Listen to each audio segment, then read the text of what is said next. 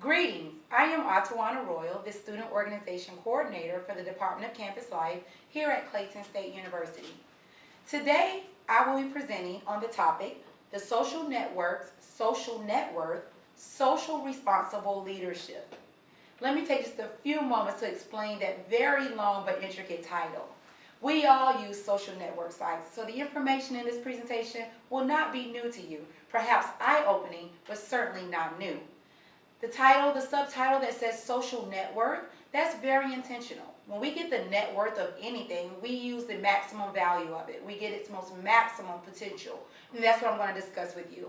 And thirdly, social responsible leadership. As student leaders, as students, period, we have to understand that we stand out from amongst the crowd. And when we put ourselves on these social networking sites, although very beneficial, we still have to be aware of the dangers and the risks that are associated with them. A social network is a social structure made up of individuals or organizations which are tied or connected by one or more specific types of interdependencies, such as friendship, kinship, common interests, financial exchange, dislikes, sexual relationships, relationships of beliefs, and knowledge or prestige. Throughout this presentation, we're going to discuss why we use social network sites, the social networking site dangers, impact on schooling and employment, private matters matter, and getting your social net worth. Now, let's briefly discuss some of the most popular and widely used social networking sites, beginning with the granddaddy of social networking sites, which started in 2003 and officially launched in 2004, MySpace. MySpace was then overtook by a site that became the most popular networking site and still is today. It started in 2008 and is home to over 400 million users. Oh, the infamous Facebook. And lastly, the third most popular networking site, sought out and was created to answer just one simple question: what are you doing? And with just 140 characters, people all over the world have been using Twitter. Because students often post detailed and very specific information on Facebook, Twitter, MySpace, and many of the other sites you see on this slide, it is important that we go over the importance of the image you portray based on yourself, the university, any other organizations and affiliations you may have.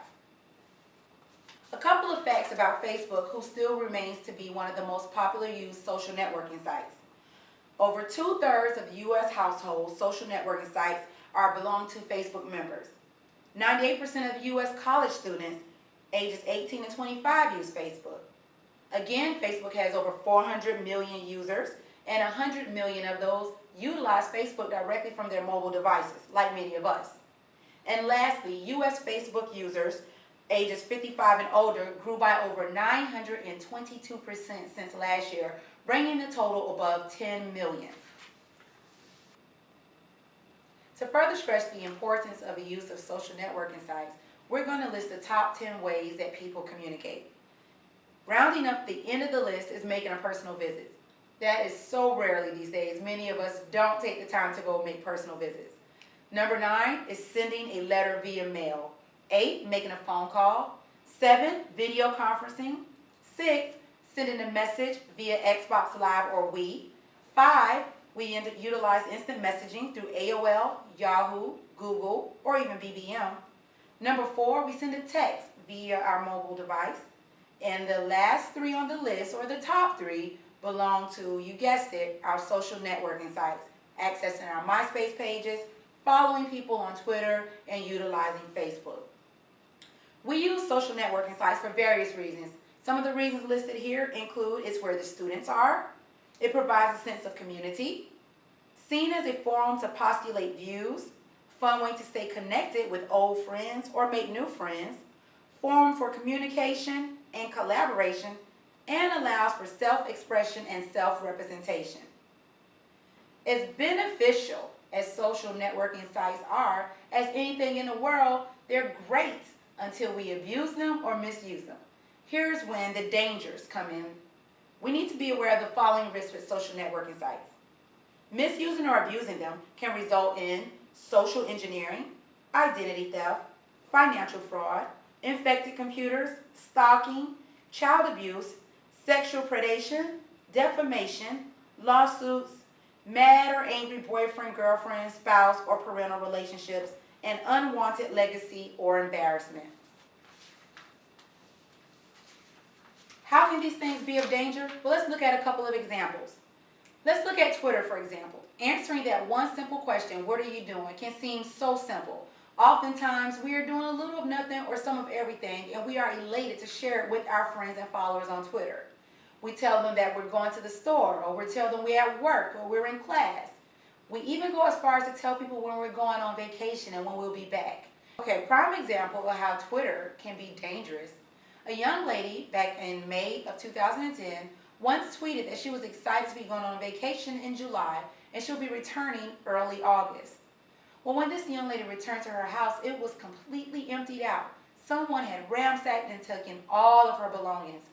And the bad thing about it is no one even called the police, because the people who were following her on Twitter, who realized she was going to be out of town for that amount of weeks, they were also casing out her house, ensuring that there was no movement, seeing how the neighborhood operated, and they very meticulously pulled up to her house with U-Haul trucks to unload everything. So to the neighbors, it just looked as if she was moving out. When the police came and they wanted to ask the young lady some questions to kind of follow some leads, she mentioned that she tweeted that she was going on vacation. And as bad as this may sound, the police said, why would you do such a thing? Why would she do such a thing? She was only simply answering what she was doing, but somebody was lurking to really follow what she was doing to take full advantage of it. Let's step to another subject about utilizing social networking sites and how they can be a little bit dangerous. Ask yourself this question. In an age where technology allows you to express yourself and expose your life to both friends and strangers, what kind of impression would members of society get of you if they were to discover information about you available online today? For example, what if you were doing an interview with a potential employer, and somewhere along the interview they asked you some very basic questions? Are you members of any social networking sites? For many of us, the answers would be yes. What if that employer said, do you mind pulling up any of your social networking sites? Now, true, you have the option to either do it or don't. But in that instant, don't you think to yourself, oh my, what happens if they pull up this networking site? What will they find? You don't want to put yourself in compromising positions like that. So later on, we're going to talk about how you need to make sure you manage all of the information and contact on these sites. Let's talk about some other dangers that students, just as yourselves, have gotten themselves into. Students have gotten in trouble with university administrators for incriminating and inappropriate information or pictures that they have posted on their social networking profiles, which are in direct violation of school policy or the code of conduct. I have three very interesting examples I would like to share with you. The first one, at Louisiana State University, swimmers were criticizing their coaches on Facebook and they were kicked off the team. At first look at it, we go, okay, they got kicked off the team for criticizing their coaches, big deal. Unless you're that athlete who is on an athletic scholarship. Now you're kicked off the team, which means you lose your scholarship. See how that kind of can be dangerous?